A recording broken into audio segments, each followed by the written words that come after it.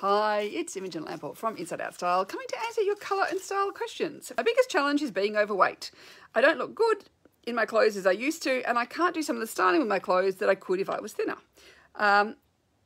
My classic rectangular body that goes with my classic style has disappeared, so it sounds like you've got a little bit more O-shaped. And look, this is a really common question. I'm getting a lot of people emailing me at the moment about having put on weight and feeling like they've lost their style and feeling bad about themselves and their style.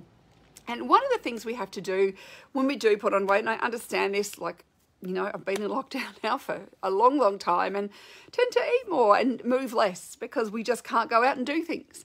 And so I have put on weight. And I know how, like, I don't like my style as much. And it's like going, well, how do I dress in a way that's not kind of emphasizing the weight gain? So some of these things is to re-look at what is your body shape, and do you need to look at some different body shape guidelines as far as figure flattery goes? Because even though figure flattery is absolutely not the most important thing when we are looking at what we wear, that often the complaint I get, and this is what I'm seeing, and I'm seeing this over and over and over again, and I can tell you that Jane is not the only person. There's many people like this who are emailing me that actually feeling like your body is flattered actually makes so many people feel so much better about themselves. So it's figuring out, going, okay, well, you know, if I used to be able to wear waisted things and I can't now, rather than just being, well, I hate everything else and everything else is terrible, it's actually learning what suits the body I have today and starting to adjust those ways of getting dressed. And this actually takes quite a lot of thought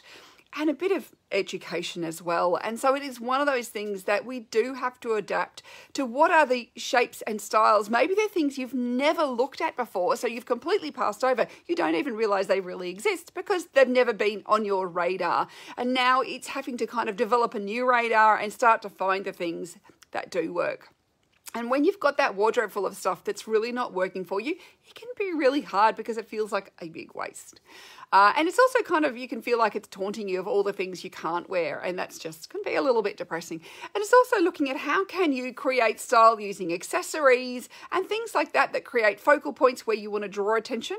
And therefore, that's not drawing attention to the parts of your body that other people, you don't want people to notice.